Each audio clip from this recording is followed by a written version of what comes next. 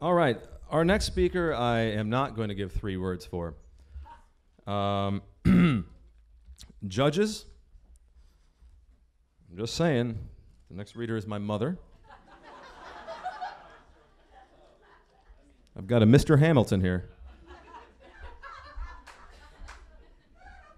I'm just going to leave it right there. Don't have to say anything. It's clean.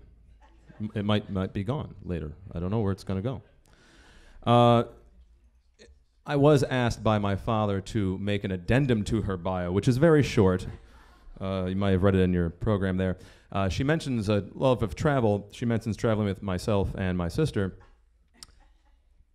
No Jack McGuigan. He's Mr. Cellophane.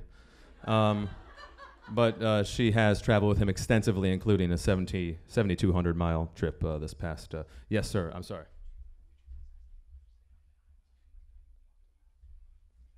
Could the people that are sitting on the aisles please make room? What was it? People sitting on the aisles? Yes. To make room. For people walking in. For people walking in. Could you just let... Because there is room in the back. Plenty of room in the back. Like a Colts bus. Plenty of room everywhere in a Colts bus. There's 3 people on each bus. Anyway, if you're in the back, move back farther. There's 2 seats way in the back. They have their own rooms and a sink right next to them. But without further ado, my lovely mother, Rosemary McGuigan.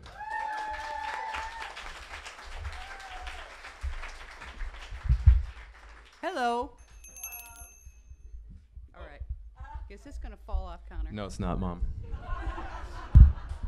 Get it set. I failed in my duty. Ah, very good, very good, very good. Every great story has 2 sides of a decision-making process. The tiger side, which says, I am, great, I want, and I hurt. And the luminous side, which says, this is reality, whether you like it or not. And the higher level side, which is the wisdom side. So my story begins. I am 18 years old. I am going down to New York. My father gave me 2 words of advice. You can drink now, an hour apart, and eat food. And if any boy bothers you, kick him in the balls and run. End of it. I went down with my luminous side working. The story is hear them bells.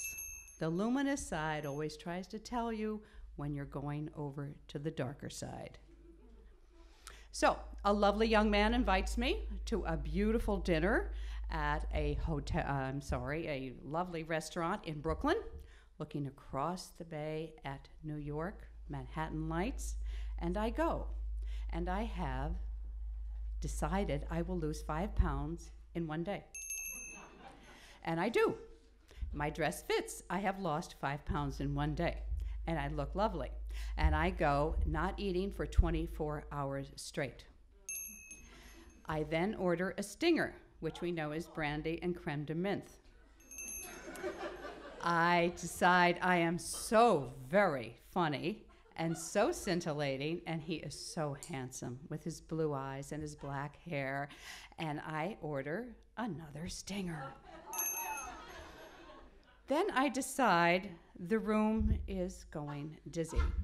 I have to go to the ladies' room. I stand up, turn to the left, and look at the arch of the dining room, which is now loaded with lovely customers, also having a wonderful dinner.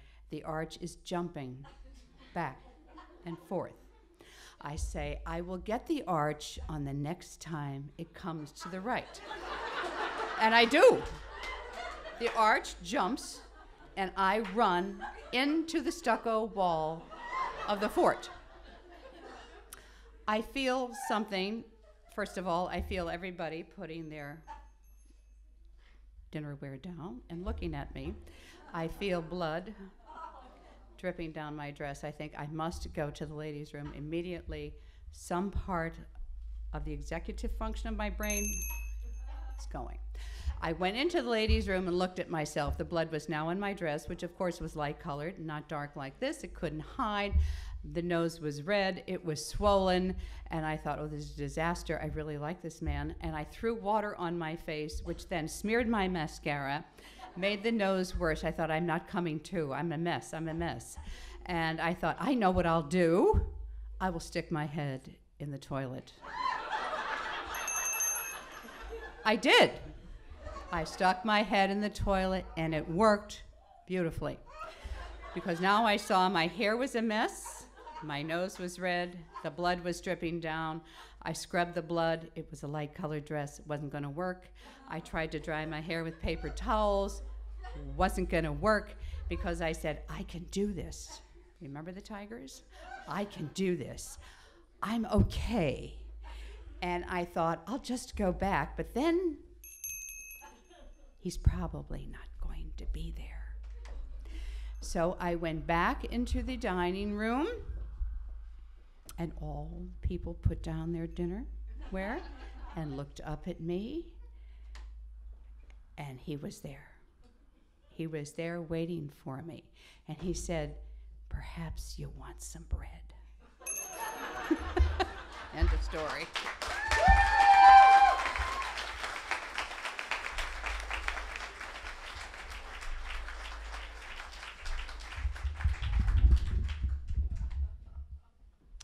I noticed the $10 bill is still on the speaker. Stern stuff.